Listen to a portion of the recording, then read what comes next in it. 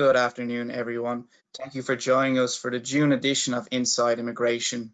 We have a special one for you today. In light of Trump's recent executive order to limit US immigration for the rest of the year, we have for you a roundtable discussion with immigration experts from both sides of the Canada-US border. From the Canadian side, we're joined by Managing Partner Evan Green, Senior Associate Shannon Kampf, and US Practice Director Tim Golden. We're also pleased to announce we have Managing Partner of Green and Spiegel U.S, Jonathan Grode, on the line. Before I hand it over to the panelists, we will do our best to get some of your questions at the end of the webinar. So please feel free to type out your questions in the text box in the pop-up toolbar on your screen. And with that being said, I'd like to hand things over to our panelists. Good afternoon, everyone, and welcome to our monthly edition. We have a lot of interest today, and we can thank President Trump for that. With that, I'm going to hand it over to our two U.S. directors to start the discussion and tell us what's changed in the last 24 hours. Over to you, Tim. Quite a bit, Evan, and I'm sure everybody's still sort of digesting it through headlines, et cetera, even the lead up that was sort of the discussion of what would transpire. Essentially, sort of the top, issues are the classifications of H, J, which is a trainee visa, and L, which is for intra-company transfers, have now, until the end of the year, under this presidential order, been suspended for application of visas, and that's the quote-unquote language that's being used. So the settling aspect of that is that it looks like it's only going to be effective through the U.S. consular services. Again, this is all still being interpreted, but essentially overall, and it also is a renewal of a pause on permanent resident immigrant visas through, again, the consular services based on employment positions. A lot of carve-outs there, obviously, for immigrants, and well as other classifications through the consulate. So it's not sort of broad strokes, but it is the very popular H, J, and L categories, and Jonathan's an expert in the H and J categories as well as the L1, and he can give some perspective on sort of what and how this maybe would be coordinated with the big October 1st date for H-1Bs coming through, as well as what was going to be a busy summer for J-1s. What effect does that have, Jonathan? Well, Tim, I think the first thing to note is that for many people who are changing to H-1B classification, if they're in the United States and they're changing from student status to H-1B, as long as there isn't a departure, they should be okay.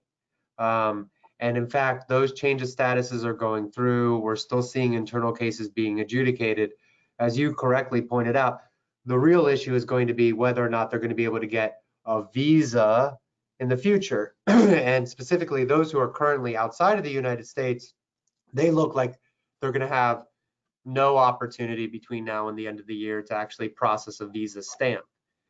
The executive order, as we've discussed, is ambiguous in certain parts. There is question as to whether or not if you're in the United States now and you depart later to process a visa, will you actually be blocked? I think we're waiting for further guidance on that. And the other big thing is that we know that there's a lot of people that are gearing up to file litigation to kind of try to get an injunction against this order because of the irreparable harm that will befall certain people.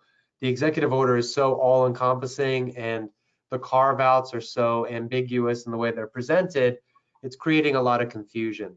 I mean, we know some answers, but I think this uncertainty, the fact that there's litigation, really leads me to suggest that we don't know the full extent of what the executive order is and how it will come into play in both the short and the long term. What we do know is that the net impact in reality, because it's really geared to those who are outside the United States, is not any different than what we've been experiencing because consular operations aren't really going now anyway. So I think it's going to be interesting to see how the next few weeks play out, but we are dealing with a particularly acute situation that's going to need clarification But the takeaway and the answer to your question is if you're in the United States and you're processing a change of employer or change of status, this executive order does not affect those individuals. Yeah, and I think that's a really important point from, the webinars that we have been presenting since the essentiality came into play and the closure of consulates based on COVID, that we really have been at this, common triangle of consulates, border, USCIS. And as Jonathan and I have talked about before, USCIS is kind of this silver lining. It was the place that in large part you sort of avoided pre-COVID because of tougher sort of standards. If you get before a consular officer, if you get to the border before somebody, it would be a better position. But with the consulates closed, as Jonathan identified, it is the sort of big question. When are they going to reopen? And when they do, what is their take going to be on this executive order, and whether there's going to be any sort of carve outs, which, there's a big glaring one there that is the same one that we've been dealing with at the physical border, essentiality and critical aspect of that position. Will consular officers' ears be open to using that? And I think, as Jonathan identified, very sort of minutia within the language, there's an and in there that may really give people a possibility that I physically here's the evidence I was there in the U.S. This bar does not apply to me in any way. Now, I think that then sort of And to that point, one of the exemption categories that they're talking about, besides people dealing with COVID or the supply chain, is this essential to the economic activities of the United States. The L visa, for example, for a multinational manager who is responsible for, or a multinational executive who's responsible for both the United States and another country, you're saying that person's not going to be able to get a visa? Like, how is that going to affect U.S. workers? Tim, one other thing I think, which is not getting reported as heavily as maybe it should be, we do have the threat of a potential furlough of USCIS workers coming up. And if you want to talk about something that will actually have a really dramatic impact in terms of filing, there's a possibility that we could have up to 75% of the USCIS benefits processors going on furlough as of August 4th. And that's another thing to really keep an eye on. They're seeking additional funding from Congress. Whether that will come through or not is yet to be seen. USCIS has always been a self-sustaining agency. So that's sort of got our radar up as well in terms of things to really watch out for over the coming weeks. Yeah, I mean, USCIS. What about Canadians? Let's talk about Canadians and how they're going to be affected by this. So that is developing. There's still a possibility that it could go in a negative direction, but Jonathan and I have been on the phone with the border, all morning and yesterday as well, and it looks like business as usual. I mean, it has an aspect of sort of when the COVID was first declared. We're without guidance, so we're going to keep doing it as we have been. So good news for both new applications confirmed with the border today, my discussions with them, new applications, as well as obviously individuals already under L returning to the U.S. Now, underlying the footnote for that across the board for anybody going to the border. And, personally, I don't sort of make that distinction between flight and physical, but identifying the essential nature of you coming in for that day, because although there is a distinction specifically within the statutes, by flight, this essentiality is not to be applied. That is not a discussion that you want to have with a CBP officer who does push on that. But nonetheless, identifying that if there's a need to go into the United States while this essentiality agreement between US and Canada is underway, then you should have that those details at your fingertip, be able to quote unquote from an officer at Peace Bridge, the lights better be on. This better not just be sort of a casual entry into the United States. And Tim, we had a question come through on the chat box about, somebody who's processing an H-1B visa currently from within the United States, who's Canadian, who will seek to enter the United States to start a job in August. And, right now, kind of to just carry on with what you said, that person would be admitted. Again, this is where we have ambiguity within the language of the executive order. It talks a lot about visas, but Canadians are visa exempt. And the approval notice from USCIS as of today will still allow that individual to gain admittance in H-1B classification, notwithstanding the executive order. It can change. The interpretation could change. We might get a further executive order from the administration, but as of right now, Canadians seem to be in relatively good standing as compared to the rest of the world with respect to admissibility on the specific visa classifications that have been indicated within the executive order, because Canadians do not require a physical visa in their passport. And I don't know if your feeling of the reading of it is the same, but I'm very hopeful that we'll get further clarification specifically for Canadians and the visa exemption situation, because it is a little ambiguous. No, indeed, and again, hopefully it sort of holds status quo unless CBP from Washington comes out and really enforces that. I think, as you say, it's relatively clear from the language, and there's got to be an officer. It's got to be really sort of pushing the boundaries on what that definition of a visa is to deny entry. But if that has to be addressed, I would say that this is a potential, and there's been discussion. It's going to be left at status quo. It may be sort of a difficult language to interpret ultimately, and that could then be something where individual ports are left up to that port director to kind of interpret it. But again, those are kind of the gloomy scenarios. I think we're in really good shape for Canadians. And again, visas through consulates are shuttered as of now, and then through December if it's going to be in any of those categories with hopeful carve-outs. Yeah, we got another visitor. Oh, sorry. What about visitor visas, Tim? Visitor visas, meaning at the U.S. consul, once they open, they're not underneath this ban, the HJ and L ban. And Canadians, as of right now, can still enter as a visitor as long as they're doing it via the airports and not the land borders. We've helped. They will ask some more questions. They'll be curious as to why you're going down there, more so than normal. But we've had people enter the United States as visitors from Canada, just traveling on the passport without issue, which is contrary to the way you guys are treating us, which I'm sure you'll cover in the second half of the webinar. Thanks, guys. Hey, Tim, question came through here which says, can L1 renewals be submitted through USCIS? We covered it, but please reiterate. Oh, yeah. So, I mean, again, it's about the consulates, showing up at the consulates, getting a visa. USCIS, outside of the potential of furlough, are still processing. They've been processing relative in comparison at a pretty good clip. So that status, and I think that's the big thing, sort of for which is central to this presidential order, visa versus status. Visas, the stamp in your passport allows you to enter into the United States. The status either allows you to stay on the ground within the United States or is what you take to a consulate to get that stamping. So the status through USCIS, if you're on the ground within the United States, they'll still process it if you're in the United States. But if you are outside the United States and then your nationality requires a visa at the consulate, then that's where the sort of roadblocks start to come into focus. And I think there's a nice parallel there, because that's the same exact effectuation that the executive order has on people processing immigrant visas, with the exception of marriage to a U.S. citizen. If you're within the United States and you're seeking permanent residency, you can do your conversion from within the U.S. There is no ban on that at the moment.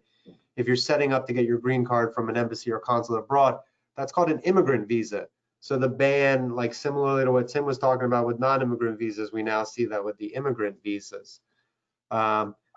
So there's another question here about border control. What about somebody who's in the United States on H-1B classification at the time of the proclamation, but travels into Canada later this week? If they do not have a valid H-1B visa stamp, can they still be admitted to the United States under automatic revalidation, or would they be barred from entry? Well, I mean, I would say it's pretty loose in terms of the interpretation and then along the border for automatic visa revalidation.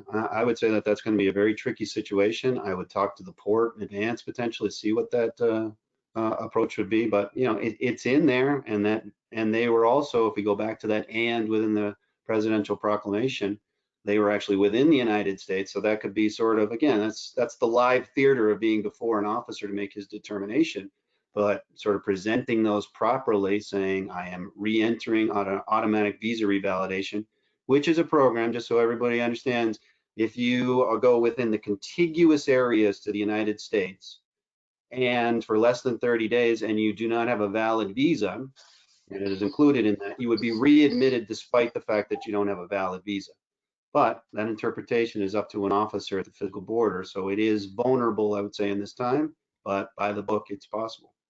I would also be wondering why the person is going into Canada in the first place, because there's a chance that you wouldn't even be admitted in the first place. So Tim, I agree with you. Those are the situations where I think having an attorney, whether it be Green and Spiegel or another firm, reach out to the border in advance, try to get some information as to how they're treating it to try to limit or mitigate any risk that could happen is important.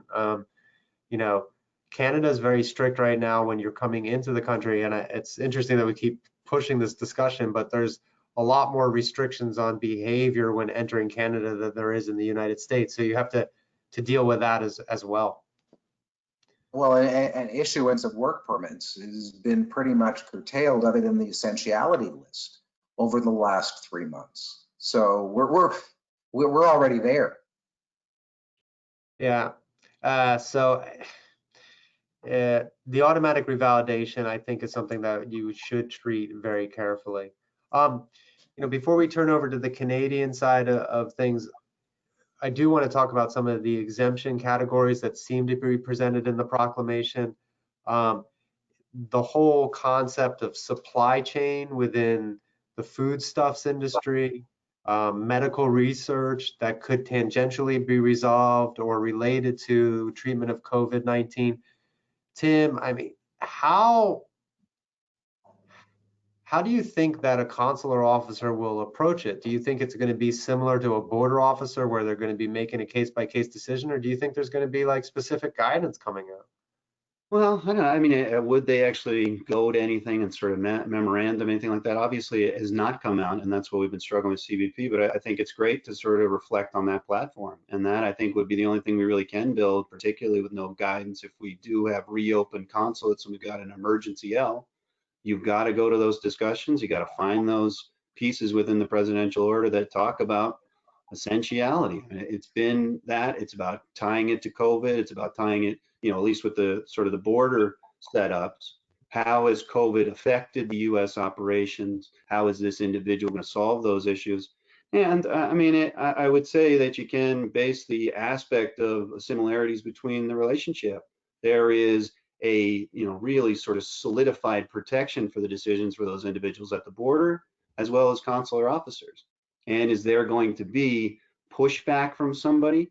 There may be hesitation from that officer, but I just can't say, within the 24 hours we've had this thing, that this would not be an area that you really want to push at the consulate, to identify that section, to present it to them. But the only thing I think that stops those is a determination or distinction from the Department of State that says we're not going to entertain this. I just don't think it's something that we have to, or that we really have to sort of keep on our radar as the basis for when the consulates do come back. Yeah, I would say also, I was going to say that we've had a great difficulty trying to get any emergency appointments in Canada. It's been very difficult. Tim, you want to speak to that a bit? Yeah, I mean, it's just been cancellation after cancellation. It's across the board. And I think it's, I would say that it looks like it may be some sort of coordination potentially when the lifting does come, that they will sort of slowly bring them back. I mean, there have been, isolated emergency appointments, but it's nearly impossible, but it's all just sort of a rescheduling, a dumping of the appointments.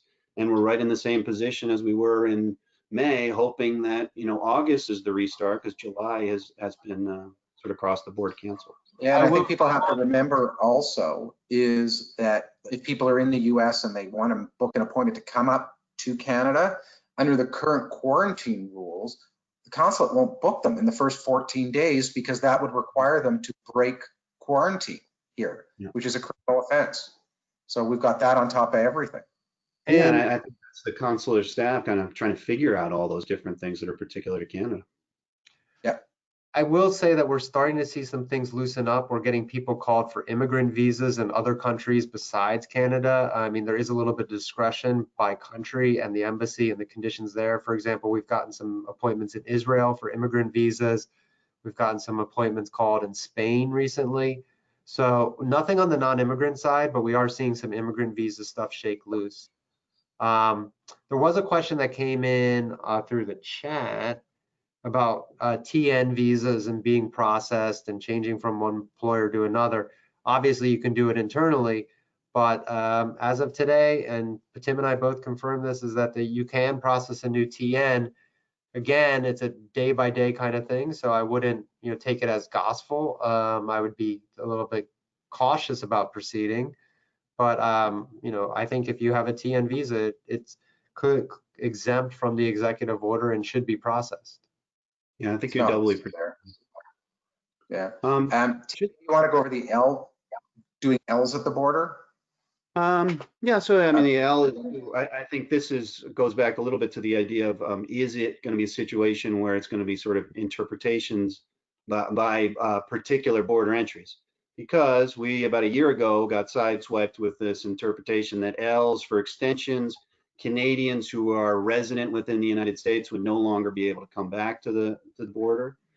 So, I mean, we've had these situations before where no guidance suddenly becomes sort of independent adjudications. Nonetheless, that I think is reflective here, which Jonathan and I have said, looks like it's going to be A-OK. The L applications at the physical border have been for a while now. We've been, adding in the aspect of how it is essential, and you really need to have that argument to be able to present. And also the applicant, which is the sort of magic of the Canadian in-person application, that applicant has to be able to reiterate those aspects. So, the essentiality has not been terrible. I think it's been sort of dissipating in some ways, sort of when it first rolled out, the border officials were a little bit more hesitant, but now I think there really is an understanding. Critical nature of the supply chain, these employees are needed within the United States, and I haven't seen really pushback in terms of the aspect of, are you really essential? I would say that that's possibility more so in sort of visitor circumstances as a B1 potentially, but Yeah. we've been successful across the board in that area too. I'm gonna have to dash in a couple of minutes, unfortunately, but I thought it would be good just to kind of go through just to mention the visa classifications that we don't think are affected, because we are seeing some people asking about nuanced visas here. So H2A, which is your temporary seasonal agricultural workers, not included. E1, E2, treaty-based visas. So for some of our people, if they are having trouble getting L's, we might be able to do an E, which is something that you pivot to often for Canadian-owned companies, Tim. Student visas, they were a lot of rumors that they were going to be included. They were not included. OPT, the optional practical training after adjudication, that was left alone. H1B1 for Singaporeans and Chilean nationals, we feel that although it's born from the H1B classification, is not included. The O1 for extraordinary ability, P for artists and entertainers and professional athletes, the TN, and then R for religious workers. Those are the main working categories that seem to be exempt from the executive order at this time. What about J doctor? So there are a variety of, that's a great question, Evan. There are a variety of different classifications within the J. The ones that have been restricted are interns and trainees, au pairs, camp counselors, summer work. The university-based ones or the medical, clinical workers, they seem to be exempt. If you're a visiting researcher, scholar, or professor, that should be okay. I think that people have to be really careful with that. And if that is the case, they really need to get some good advice on that, because I can see consuls not seeing the difference there. Yeah, I mean, that's certainly one that's going to, be an issue. And I think it actually raises a point that we often talk about is when you do find yourself in a consular situation, it's oftentimes like the only opportunity you have to advocate for yourself when applying for a visa. And, when you go in there and you're confident, you know your stuff and you can point to it, you have your documents all organized, that actually greatly increases your likelihood of having the visa issued. And I know one of the things that we all spend a lot of time on at Green and Spiegel is prepping people for those applications so that they can be best equipped, whether you're applying for a Canadian entry or the United States. And that's going to be even more important as we move forward. Yeah. Okay. Tim, Evan, Shannon, thank you so much for letting me join the monthly update. This was great, and I'll leave it to you with the Canadian side of things. And have a great day, everybody. Hi, Jonathan. Bye, Jonathan. Usually what happens is with the Canadian side, we can talk about how wonderful things are in comparison to the U.S. side. I don't know if we can really do that today. Over the course of the last month, there was first time we've seen an opening up of some of the entries. And Shannon, maybe you want to talk about the order in council that just got released within the hour, actually. Sure, absolutely. So in Canada, we have basically 2 orders in council that deal with the restrictions for entry, and there's one for entry from the U.S. and one from entry for the rest of the world.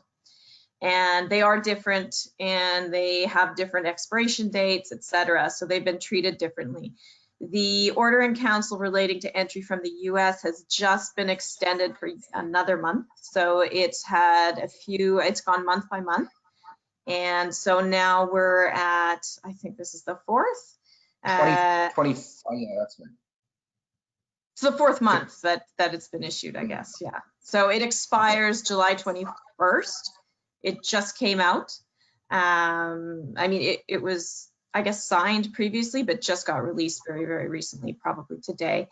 But it's still the same. So there's really no change there. We're still looking at the same requirements for entry that we've been seeing over the past few months. And that's really just that optional and discretionary travel is prohibited.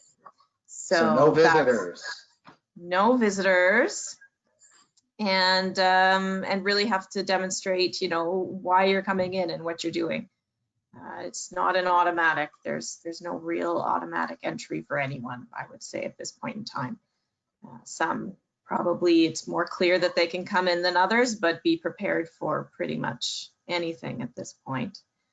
Let's talk about family members and how that changed. Right. So there was a change, and this is, I would say, for the most part, it's a positive change. This month, we've seen a loosening up of family members of Canadian citizens and permanent residents being able to enter. You've probably heard all the heart-wrenching stories about families separated, people who can't come for the birth of their child, all this kind of horrible type situation. So for family members, immediate family can now come in. It's much clearer, I would say. There's a lot less discretion at the border for them to enter as long as they're coming for a minimum of 15 days. So anybody coming for that time should generally be able to come, provided they could come under normal circumstances as well. I mean, the rules are still there.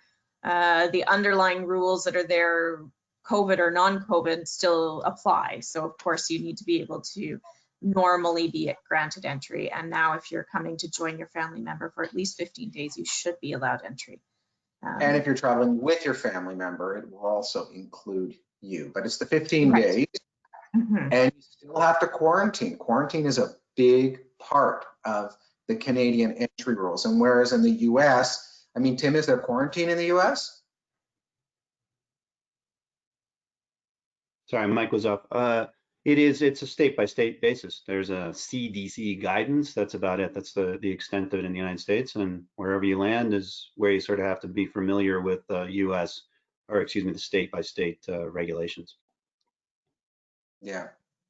Generally, though, what'd you say? Most have or don't have, or it's all different? Most states, yeah, they do. I mean, there's restrictions, as you can see sort of in the headlines, different states taking sort of different precautions, et cetera. And it's even gotten down to a municipal level where, some state governors are not taking enough, and then there's requirements within the city. So it's, federalist policy, essentially. It's whoever it is that wants to make a rule can, but they're obviously not enforcing anything sort of from the top.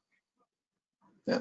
Well, Canada's federal, right? So there's no discussion. Anybody coming back to Canada is required to quarantine unless they have an exemption to quarantine. So Shannon, maybe talk a little bit briefly, what does quarantine entail? We're getting lots of questions on that. Yeah, my expertise has really changed over the past 3 months. I'm now very knowledgeable about how to get from the airport and where you can get your groceries. So Under the quarantine rules, you now have to quarantine for 14 days minimum. It is being strictly monitored and enforced. It's very serious. So if you do have anybody entering, please do take it very seriously. What that means is they need to, when they arrive in Canada, they need to have an address. They have to know where they're going to be.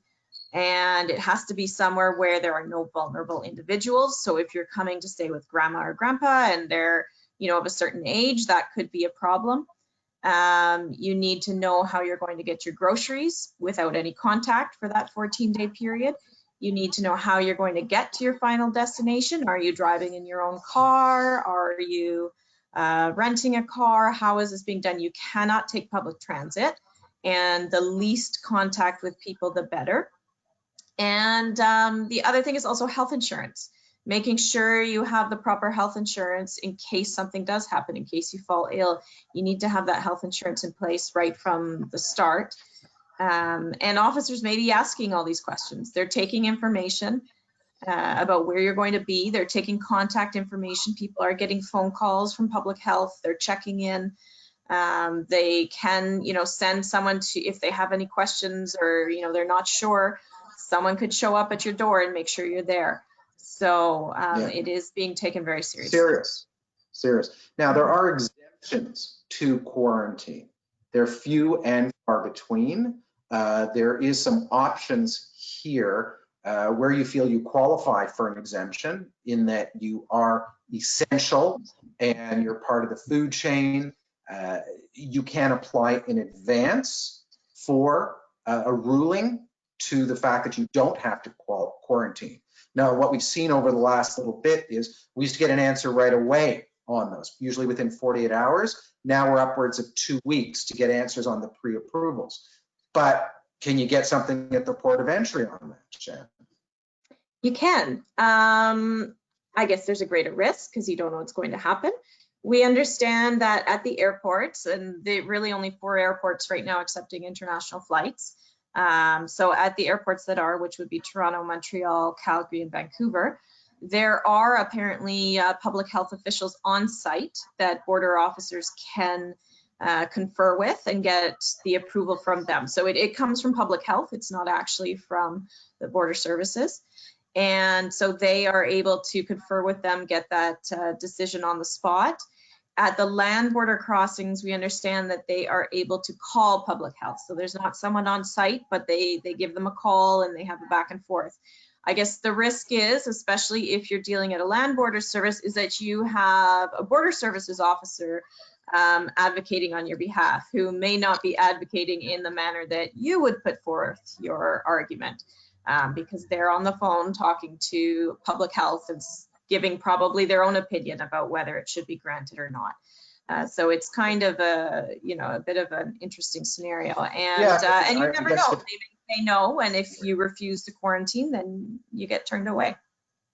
I mean, bottom line here is that if you can risk the 2 weeks or wait for the 2 weeks, you're going to get an answer before you show up at the border on the quarantine. So maybe talk briefly about the differences between the Ordering Council about entry through the U.S. versus outside the U.S. and how that works. Definitely. So from outside the U.S., from inside the U.S., there is some more flexibility. Really, they're looking, like I said, at the optional or discretionary travel. And if that's the purpose of your entry, that's not going to be permitted. So, I mean, if you're coming for work, we're seeing more and more that work is generally being considered non-optional. But there's still some risk. You probably want to be prepared to address whether, your work is part of critical infrastructure, essential, that kind of thing. You can still make an application at the border if you normally could. You'd have to obviously normally be permitted to do that, so you're visa exempt. And also one thing to note is that this restriction is not related to U.S. citizens. It's the fact that you're coming from the U.S. So anyone in the U.S. could potentially enter Canada from the U.S. and have this applicable. Yeah, the thing I would say there is the business in Canada needs to be open for you to be able to make that application. Yes. That would be. Yeah, absolutely. They're checking, do you still have a job? And is the business functioning and is it still operating? Yeah, anybody who is entering, even if they already have the work permit, should have an updated letter from their employer confirming that Yeah. the employment still exists. Absolutely. I would say. What about outside the U.S.? How does it So work? outside the US, it's a little different. There's still the optional and discretionary travel. So, but they have more control over it because you're coming on, obviously on an airplane. So what is permitted are people who already hold a work permit, people who hold an approval for a work permit. So they've done a consular application and been approved. They generally should be able to come in, provided, again, they can demonstrate that they still have a job, that the business is still functioning and operating. People who have a study permit that was issued, either the study permit itself or the approval were issued prior to March 18th, they should be able to enter. Visitors, though, are not going to be able to enter. And so that's really a big restriction. And, you know, what we're seeing too as an issue here is really families of foreign workers. So sometimes you have families, the foreign worker has the work permit, the family members might only have visitor status and be accompanying them. And it's a real challenge to get them on a plane. And of course, no one's going to be able to do a port of entry. So normally in normal times, we would put together a port of entry package. You get on the plane as a visitor. When you arrive, you apply for the work permit. That can't be done right now. So you have to have that pre-approval already, which is difficult to get right now, considering the consulates aren't really functioning and biometrics can't be done, etc. So we're into the next topic, which is biometrics. What are we seeing about biometrics? Where you need biometrics? So of course, the vast majority of people coming to Canada for anything like a work permit or study permit need biometrics. And most of the offices are closed, so it's a bit of a challenge. We do have offices reopening in Europe, in Asia, some in the Middle East, Australia, New Zealand. So there is some opening up, there are some, but others are still closed. In Canada, it's still closed. So in the US is still closed. Yeah, so the vast majority of cases, if you can't do your biometrics, your application's just going to sit. And they're not really processing consular applications anyways, even if you could. Yeah. So I mean, what we're seeing is the official word is they will not refuse the application, because typically what happens is when you get a biometrics request, you have 30 days to provide biometrics. With COVID, they then announced, okay, we're going to give you 90 days for biometrics. Well, unfortunately, we're now beyond the 90 days. So what happens? And the word is they will not refuse based on biometrics, but it leads to even situations where people have completed biometrics. What are we seeing for overseas applications? yeah, I have a number of people who managed to get their biometrics done before things closed, and they still are not, their applications are still not finalized. They're not requesting passports, they're not approving the application. So they're still sitting and waiting, even though they did their biometrics before this all happened. Yeah. Sort of leads us back up to, you know, the U.S. situation where, you know, they won't get visas. Well, Canada's not doing it either. They're just sitting. Now, hopefully things as they, you know, what we've been told is it's not that they're not processing anymore, but rather that they just don't have the staff to deal with things, and they're dealing with the essential skills list, and that's what they're working on. And if you are on the essential skills list, then you should email. There are specific emails that you can reach out to. And we have seen, you know, the audit approval has come through when we've done that.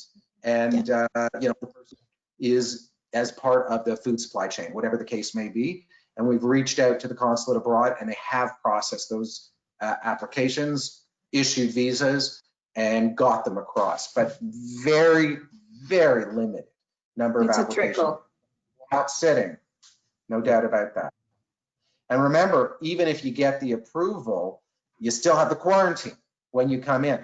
So one thing doesn't negate other, shall we say. And depending on your family situation, your family members may still have challenges getting in. Maybe we can get a principal worker approved, but maybe they have children, you know, the study permit that was issued, if they can get it issued, or they're coming as a visitor because they're just too young, we still have then that barrier. Yeah. Last bullet point, processing of extension applications. What are we seeing? Well, it's kind of a funny situation. There's like almost like a dual stream going right now where we have those that need biometrics because a lot of people in Canada hadn't previously done this. So when they go to do their extension, it's a relatively new requirement. So now they have to do biometrics and they didn't before. Those ones are stuck and they're also sitting because Service Canada centers are closed and they can't do their biometrics. The ones that already had biometrics from previous applications are going quite quickly. Record speeds for an inland application. I guess they're the only things that people are doing, so they're going quickly. I would say about, I mean, what's listed on the website is not accurate. I would say it's about 20 to 30 days for those people. Inland. What about PR card renewals? Well, that's very lengthy. So I think I saw today that PR card renewals are up in around the 200-day mark, which is pretty unbelievable. Right, right. Well, nobody's traveling anyway, so that's really. Well, I think they have problems with the issuance of the cards, right? That's the actual issue. There's nobody in the office. That's the problem. They've sent everybody home, so that's why the delay is so great. Yeah, because it's a physical card that someone has to actually make. Anytime there's physicality involved in any of it, like the requesting the passport, issuance of the visas, that's where we're seeing huge delays, huge, or not even delays, but no requests sitting on things. So I'm afraid we are out of time. Steve, I'm going to hand it back to you. And if people have questions, you'll advise them what they need to do and we'll get back to them. And most importantly to everyone, stay healthy. Happy Canada Day. Happy 4th of July. And we'll keep you informed. Over to you, Stephen. Absolutely. Thank you very much, Evan. I'd just like to say that is all the time we have for today. Unfortunately, we did already overrun a little bit, given the current situation. I think this is always going to happen. So if people did have to leave a little bit early, not to worry. I will be sending a recording within 24 hours. So don't worry about that. Everyone will get a copy. I would like to encourage everyone to follow us on social media, both Green and Spiegel Canada and Green and Spiegel US, just to stay on top of the latest developments on Canadian and US immigration. And I would also just like to thank the panelists today for their time sharing their expert advice. It's really appreciated.